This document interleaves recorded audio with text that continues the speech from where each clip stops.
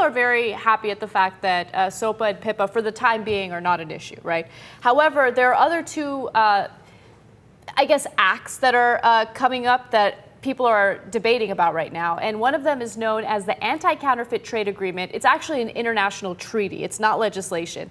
And the second one is legislation here in the United States, and it's known as HR 1981. It's the Protecting Children from Internet Pornographers Act, which sounds like something that everyone can agree on, right? Except, no, it violates your freedoms. The minute I hear that, I think, yeah, whenever they say they're trying to protect the children, watch out. Okay, so of course it turns out in order to protect the children, what they're doing is collecting all the websites you've been to over the last 18 months, and just in case you go to any child porn sites. Now wait a minute, aren't you supposed to get, some sort of procedure in order to do an investigation on someone, maybe get a warrant, etc., to collect, to even, forget looking at it, to even collect information, right? Oh, those are the old days when Americans had rights. No. What they want to do, and this hasn't passed yet, but what they would like to pass is, under the name of protecting you from child porn, and I'm sure terrorists, collect all of the websites you go to so they can use it against you at a later time. Now, Lamar Smith wrote the legislation. So you know it must be good.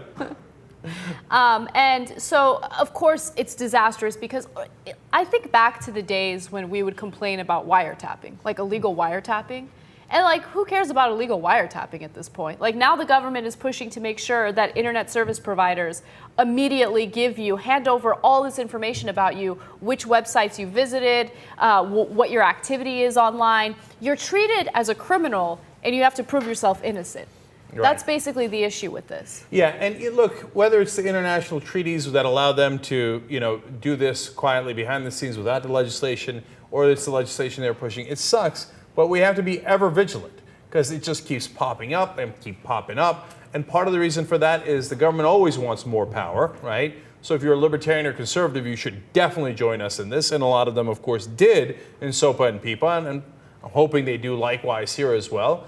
And the second part of it is that corporations always want an advantage. And Danny Goldberg wrote this piece that, mentioned us. So I read it today, and he was former head of Air America. And he's a person involved in the music industry, solid progressive. But he says that I'm overreaching when I talk about how the entertainment industry wants monopolies.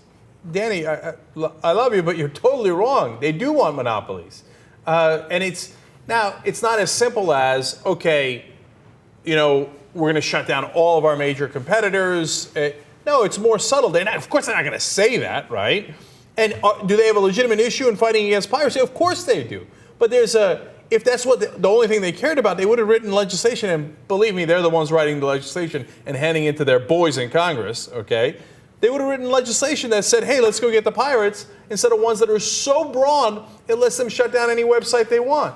But I'm worried that you don't understand how modern day politics works. I don't mean to be too arrogant in stating it that way. But the reality is, I don't think President Obama understands the way modern day politics works. It's not a matter of ideology. He keeps trying to reason with Republicans. You can't reason with them. They're corporate machines. You can't reason with the guys who've been bought by the major movie companies. They're machines. So they don't care what your idea is. They're not looking to see, let's have a reasonable, balanced approach to approaching piracy. No, they say, where's my check?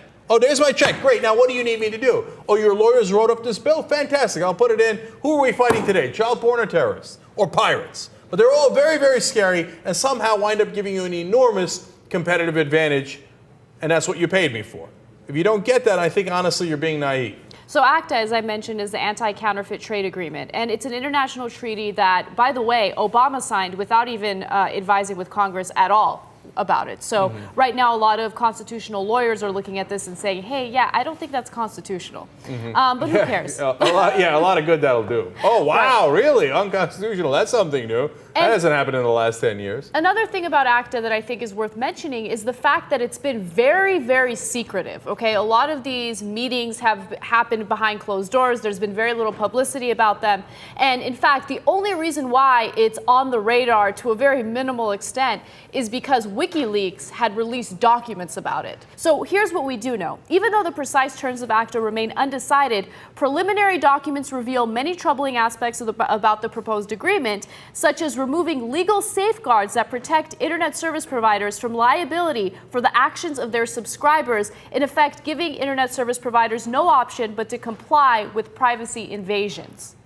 And they come and they come and they come and they come in tidal waves until you fix the problem of the politicians being bought in the first place. You're never going to fix any of these problems, okay?